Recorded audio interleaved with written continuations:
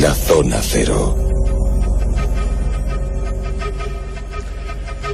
Cuando uno comenzaba a navegar por estos mundos del misterio y leía esos primeros libros, muchos de ellos sobre el Triángulo de las Bermudas, había algunos casos clásicos que aparecían en todas estas obras, y uno remitía al año 1918 y nos hablaba del buque Cyclops.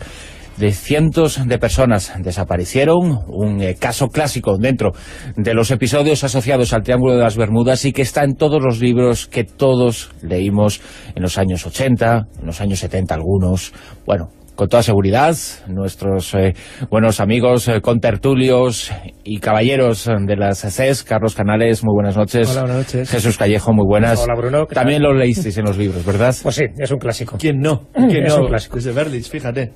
Bueno, desde antes de Berlitz. Antes de Berlitz. Lo que hace es recopilar unos cuantos casos que según él ocurren en el Triángulo de las Bermudas. Después, cuando has ido analizando uno por uno, empezando por el mar y celeste, ninguno había pasado. Pero como se puede decir, rozando, todo rozando. Todo rozando. Incluso este caso sí, que vamos a contar ahora tampoco fue en el Triángulo de las Bermudas. Exacto, eso es a lo que iba, que ahora todos los que nos escuchan y que leyeron ese libro del Triángulo de las Bermudas de Charles Berlitz y que leyeron otros, algunos más serios, como el de John Wallace Spencer, que estaba muy bien, El limbo de lo perdido, mucho más serio y riguroso, por lo menos en las fuentes documentales que utilizó, pero lo cierto es que todo lo que los que nos están escuchando al otro lado de la radio leyeron sobre este caso, a partir de ahora empezamos a desmontarlo. Sí, la verdad que es un caso clásico, por eso lo hemos traído. Hasta cierto punto. Hasta cierto punto. Bueno, sigue siendo un misterio, ¿eh? Sí, porque, claro, a la hora de buscar alguno de los buques, de los navíos más famosos que desaparecieron supuestamente en el Triángulo de las Bermudas, no te creas que la cosa era fácil. Bueno, aparte del mar y celeste, que le dedicamos un monográfico porque tiene muchísimo misterio y todavía al día de hoy siguen apareciendo noticias respecto a ese asunto. Pero es verdad que de todos los que nos parecía el caso perfecto de desaparición es el del Cyclops o el Cyclops. Nos parecía perfecto por una serie de razones que vamos a dar ahora y porque además fue un desastre absoluto. 309 pasajeros murieron sin que hubiera rastro de ellos ese 4 de marzo de 1918. Y es tan perfecto en desaparición que al día de hoy, fíjate que ha pasado años, todavía no sabemos ni la causa ni el porqué, y eso que estamos hablando de una época donde Estados Unidos, estamos hablando de un carbonero de 180 metros de eslora y 19.000 toneladas de desplazamiento, era norteamericano, era una época de guerra, pero en ningún momento hubo un parte de guerra y nadie se atribuyó la destrucción de este carbonero. Es decir, sigue siendo, ya digo, un misterio clásico, y a pesar de que estamos hablando del primer buque equipado con un transmisor, y también desaparece sin dar una señal de SOS y sin ningún tipo de elemento que pudiera determinar la causa de esa desaparición. Hombre, evidentemente tuvo que haber un naufragio, pero de esa desaparición tan misteriosa. Año 1918, como decimos, nos situamos en ese 4 de marzo. Hemos ya dado algunos datos sobre el barco en sí, cómo era físicamente, pero ¿qué podemos decir de su trayectoria, de su historia, hasta ese fatídico 4 de marzo? Es muy importante porque, aunque para los oyentes, como bien ha dicho Jesús, o para ti o para mí, el Cyclops es meramente una anécdota dentro del mundo del misterio, para la Marina de Estados Unidos sigue siendo muy importante, porque aunque luego veremos que hay varias ideas de qué pudo ocurrir con él, es la mayor catástrofe producida en un buque de la Armada norteamericana sin saber la causa. Dado que tenía una tripulación de 236 hombres, entre marinos y oficiales, pero llevaba tripulación adicional, pues llevaba pasajeros de Brasil, con lo cual con él desaparecieron 306 personas. Sin saber la causa para ellos, porque por ejemplo no se sabe la causa todavía del Maine. Claro, no, pero el Maine se sabe que fue una explosión.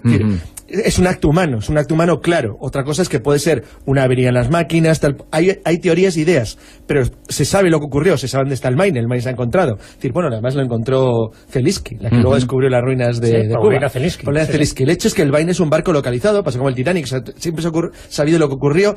Hay montones de barcos sobre los que hay dudas. Por ejemplo, el más conocido dentro de la Guerra Mundial, de la Segunda, no la Primera, es el Bahía, un acorazado brasileño que a fecha de hoy todavía no se sabe lo que ocurrió con él, aunque hay conjeturas muy claras. Pero en cualquier caso se sabe que fue hundido, por ejemplo.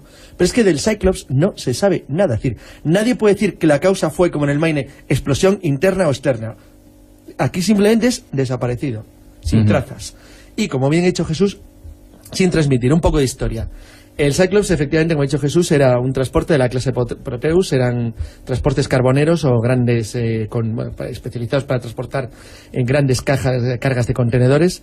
Eran 4 en la misma clase, en la Proteus, y fueron construidos por la Marina norteamericana un poco antes de la Guerra Mundial.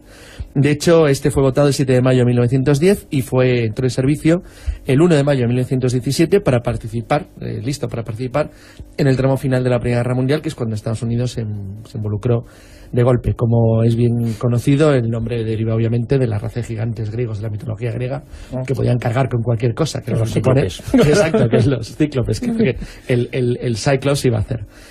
Se perdió, como bien habéis dicho, en marzo de 1918, y la historia en principio de lo que ocurrió no tiene ningún misterio. Él había sido, como he dicho, votado el 7 de mayo de 1910 por William Cram & Sons, e hijos, por lo tanto, que era una compañía naviera de Filadelfia, en Pensilvania, y entró en servicio el 7 de noviembre de 1910, llevando como comandante al mando a Josh Worley, que era como un marino de la Armada norteamericana, y operó en servicio en el Atlántico sin ningún incidente. Bueno, no vamos a ir contando la historia con detalle de lo que fue haciendo, pero digamos que fue comisionado en mayo de 1917 a hacer un viaje a Francia. Esto es importante porque aquí entran las primeras de las personas que luego han tenido que ver influencia notable en lo que pudo ocurrir, porque ya entonces estaba al mando de Josh Worley, que fue promovido entonces a teniente, teniente de navío, y que en su viaje a Saint Nazaire, lo que hizo simplemente retornar hasta los Estados Unidos, y a raíz de ese viaje y del éxito que había tenido, fue encargado o asignado a la División de Operaciones Navales de Servicio de Transporte de los Estados Unidos en el Atlántico. Con lo cual, el encargo que recibió fue dirigirse a Brasil a coger una carga especial que, una vez colocada en el barco, tenía que ser transportada a Maryland, en los Estados Unidos. Esa carga tiene una enorme importancia, como luego veremos, para algunas de las conjeturas que existen acerca de lo que puede ocurrir con el Cyclops. Y esa carga la embarcó después de haber hecho una escala muy breve en Río de Janeiro. De allí partió el 16 de febrero de 1918 y el 11 de febrero entraba en el puerto de Bahía. Del puerto de Bahía, 2 días después, partió con destino a Baltimore. Nunca llegó. Lo importante es que, como ahora veremos, lo que cargó allí, que era un material estratégico de importancia para el ejército norteamericano, pudo haber tenido alguna relación o alguna influencia en alguna de las teorías que han intentado explicar de una manera racional qué ocurre con el Cyclops. Esa carga especial que estás diciendo, Carlos, ¿cuál era exactamente? Manganeso. Y tiene importancia. Claro, fíjate que aquí ya entramos en 2 factores que acaba de señalar Carlos. Por una parte es el comandante, Josh Worley, que luego diremos por qué es sospechoso, ¿no?, de esta historia, y segundo, la carga que transportaba.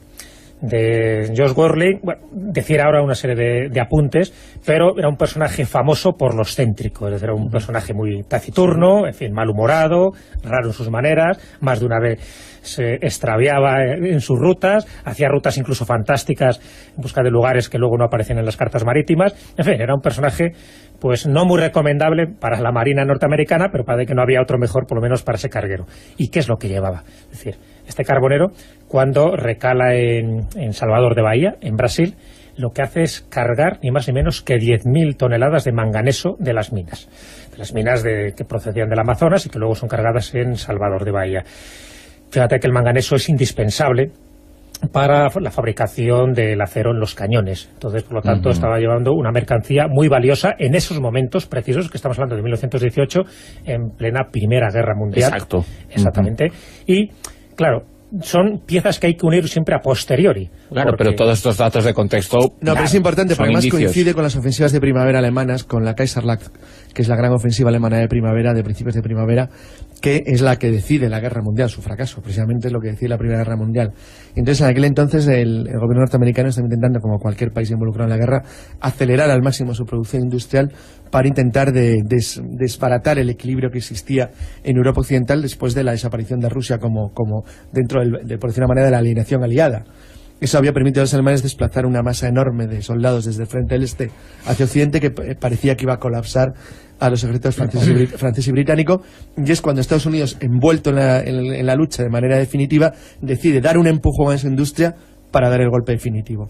En ese contexto, lo que llevaba el Cyclops era fundamental, porque permitía a las grandes acerías de Pensilvania, es decir, de la zona de Pittsburgh principalmente, que era donde iba a acabar finalmente todo este material, seguir produciendo lo que el ejército americano y los aliados necesitaban para darle la vuelta a la guerra. Claro, y era un cargamento mucho más valioso que el oro en ese momento, ¿no? Entonces, exacto. Por eso digo que eso es una de las pistas fundamentales. El hecho es que se le va reconstruyendo un poco todo el itinerario a este buque hasta precisamente esa fecha fatídica, ese 4 de marzo, donde desaparece, ya digo, es una desaparición perfecta. ¿En qué lugar se produce esa desaparición, ahí está. esa última pista de donde sabemos que entre las estaba? Islas Barbados, es decir, por lo menos sabemos ya que no fue ni en Salvador de Bahía, ni fue en Río de Janeiro, es decir, se sabe que fue entre las Barbados y algún lugar en dirección a Norfolk. Sí, los cayos de Virginia, probablemente. Virginia. Es decir, fíjate que lo largo que es eso, o sea, por lo tanto, pero fíjate, es inmenso. Eso es lo difícil que es el llegar a apreciar lo que ocurrió de verdad en un barco que, como ha dicho Jesús muy bien, tenía sistemas de transmisión modernísimos.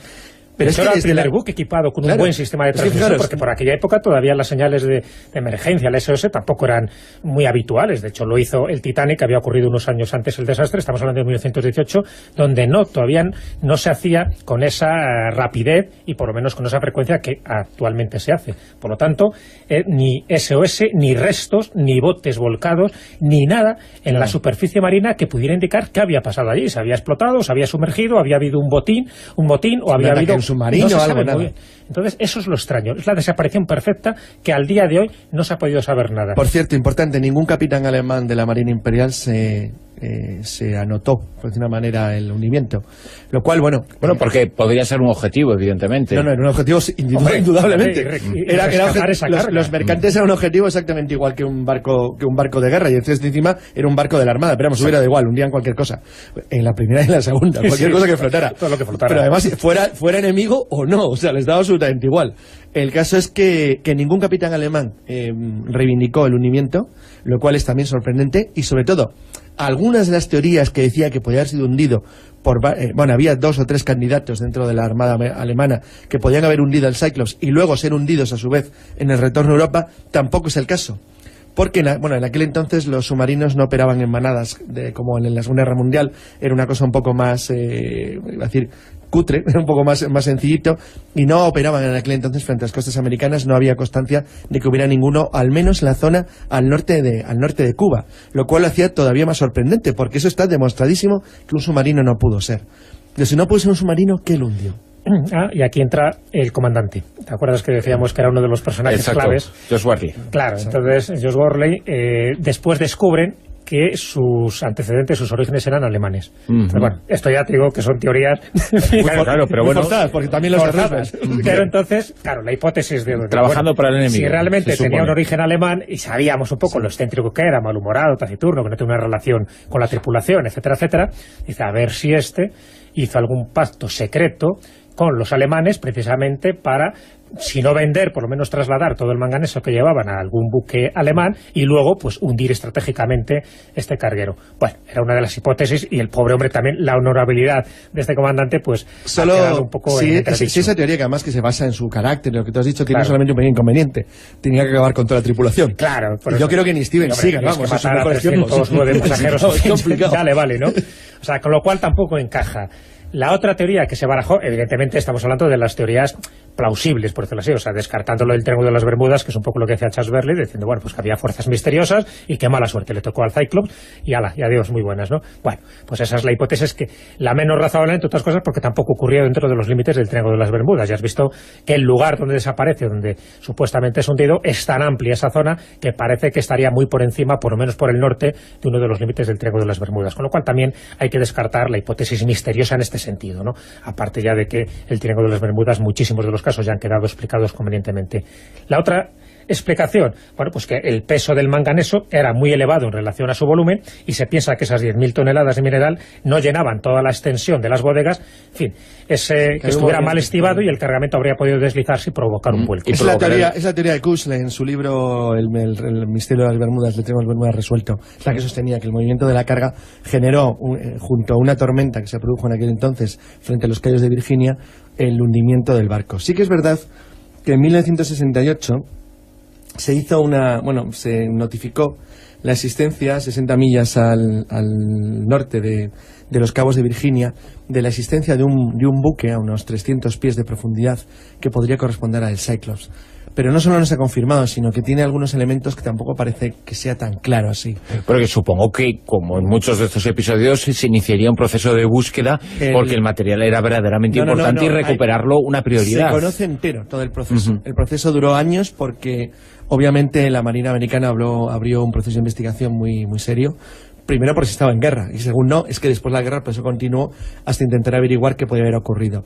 Y las conclusiones no fueron en absoluto satisfactorias. Pasó algo parecido con el Maine. La diferencia es que en tanto que el Maine, sabes que el primero que se involucró en intentar demostrar, curiosamente, que no fue España quien colocó el explosivo, que no provocó la causa, fue el almirante Rickover, un propio almirante que estaba jubilado y se dedicó a esas cosas. Pero sin embargo, es cierto que en el caso del Cyclops no había un barco que buscar. Es decir, el Maine no se había encontrado, pero sabía dónde tenía que estar. De hecho, luego se encontró. Aquí el problema es que no había un lugar donde buscar, y el campo de búsqueda era demasiado grande, porque de Barbados a los Cayos de Virginia hasta la base naval de Norfolk hay miles de kilómetros. Claro. Entonces es que es una distancia inmensa. Por eso es el caso perfecto de desaparición, donde se dan todos los requisitos y donde se presta muy bien cualquier especulación que tú quieras hacer. Incluso ha servido de argumento para una novela de esas, en fin, clásicas, de bestseller, de Clive Cussler, que se llama así, Cyclops, precisamente. Que, por cierto, empieza la novela con un multimillonario que desaparece en el Caribe mientras está buscando el tesoro de este buque, y luego, pues al final deriva por unos soviéticos muy malos que quieren matar a Fidel Castro, volar toda La Habana y echar la culpa a los yanquis de todo esto. O sea que al final, como ves, empieza bien la novela con un caso real, pero a partir de ahí pues le sirve a este novelista, a Clive Cussler, pues para hacer sus derivaciones argumentales. Es que es dueño de una de las principales empresas de búsqueda de tesoros submarinos. Claro. Eso, pero bueno, que es la novela un poco que sirve como título y como trasfondo pues de este caso real del que acabamos de comentar, y donde lo que se podría decir es que el misterio es todo en sí, es decir, porque no sabemos nada. Por eso lo hemos traído a colación, que desde 1918 nada se sabe, porque de otros sí. Fíjate que es que no hay ningún que era muy anterior. Pero sí, tienes el barco. Claro, tienes con lo cual tienes la prueba del delito. Aquí no ha habido ningún testigo, no hay nada que flotara, ningún barco, ningún SS, nada. Y se supone que en las últimas comunicaciones que se daría en vida del barco, digamos... Sí, nada, tranquilidad. Todas normales, tranquilidad todas normales, todas. Todo normal. Todo normal, nada. Por eso esto es lo extraño. O sea, porque si tú vas tirando un poco de expedientes de distintos barcos que han sido hundidos, incluso dentro del Triángulo de las Bermudas, como yo que sé, el Rosalí, el Atlanta, el Freya, todos estos tienen algún elemento que nos hace sospechar qué es lo que pudo haber ocurrido, ¿no? Pero es que en este caso no.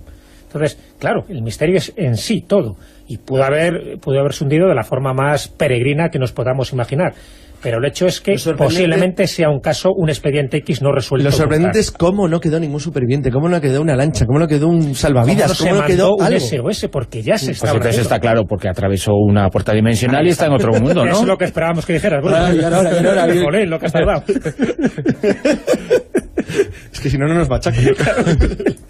Que esa es la hipótesis de Berlitz, que bueno, la de Berlitz y de otros. Pero, como ves, no se sustenta para nada. En este, salvo el pequeño que no fue en el Triángulo de las Bermudas, por lo menos el misterio sigue existiendo.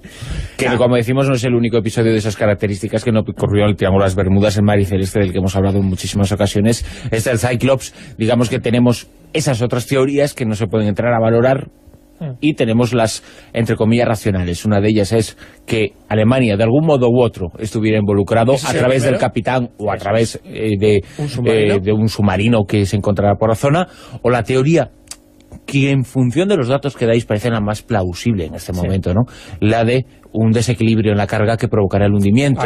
Pero que eso tampoco explica por qué no se salvó nadie, porque se supone que el hundimiento no se produce de un instante a otro. Y por qué el desequilibrio ocurrió cuando estaba llegando a casa.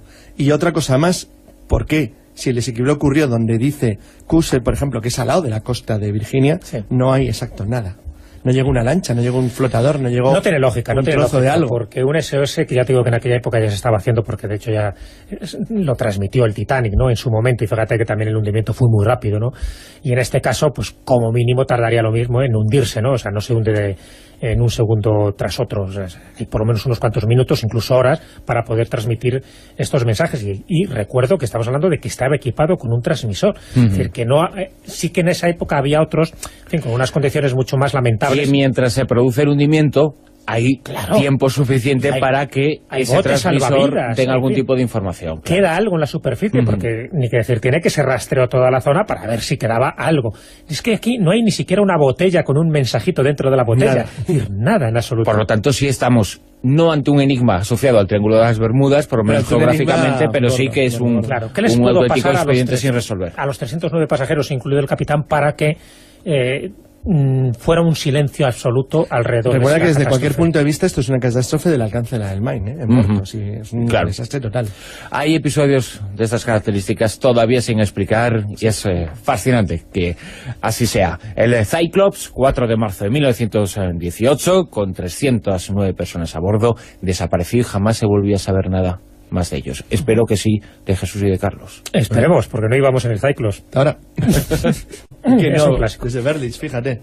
Bueno, desde antes de Berlitz. Antes de Berlitz. Lo que hace es recopilar unos cuantos casos que, según él, ocurren en el Triángulo de las Bermudas. Después, cuando ha sido analizando uno por uno, empezando por el Mar y Celeste, ninguno había pasado. Pero como se puede decir, rozando, todo rozando. Todo rozando. Incluso este caso que vamos a contar ahora tampoco fue en el Triángulo de las Bermudas. Exacto, eso es a lo que iba, que ahora todos los que nos escuchan y que leyeron ese libro del Triángulo de las Bermudas de Charles Berlitz y que leyeron otros, algunos más serios, que desaparecieron supuestamente en el Triángulo de las Bermudas, no te creas que la cosa era fácil. Bueno, aparte del Mar y Celeste, que le dedicamos un monográfico porque tiene muchísimo misterio y todavía al día de hoy siguen apareciendo noticias respecto a ese asunto. Pero es verdad que de todos los que nos parecía el caso perfecto de desaparición es el del Cyclops o el Cíclops. Nos parecía perfecto por una serie de razones que vamos a dar ahora y porque además fue un desastre absoluto. 309 pasajeros murieron. Cientos de personas desaparecieron, un caso clásico dentro de los episodios asociados al Triángulo de las Bermudas y que está en todos los libros que todos leímos en los años 80, en los años 70 algunos. Bueno, con toda seguridad, nuestros buenos amigos, contertulios y caballeros de las CES, Carlos Canales, muy buenas noches. Hola, buenas noches. Jesús Callejo, muy buenas. Hola, Bruno. También lo leísteis en los libros, ¿verdad? Pues sí, es un clásico. ¿Quién no? Como el de John Wallace Spencer, que estaba muy bien, El limbo de lo perdido, mucho más serio y riguroso, por lo menos en las fuentes documentales que utilizó, pero lo cierto es que todo lo que los que nos están escuchando al otro lado de la radio leyeron sobre este caso, a partir de ahora empezamos a desmontarlo. Sí, la verdad que es un caso clásico, por eso lo hemos traído. Hasta cierto punto. Hasta cierto punto. Bueno, sigue siendo un misterio, ¿eh? Sí, porque, claro, a la hora de buscar alguno de los buques, de los navíos más famosos. La Zona Cero. Cuando uno comenzaba a navegar por estos mundos del misterio y leía esos primeros libros, muchos de ellos sobre el Triángulo de las Bermudas, había algunos casos clásicos que aparecían en todas estas obras, y uno remitía al año 1918 y nos hablaba del buque Cyclops.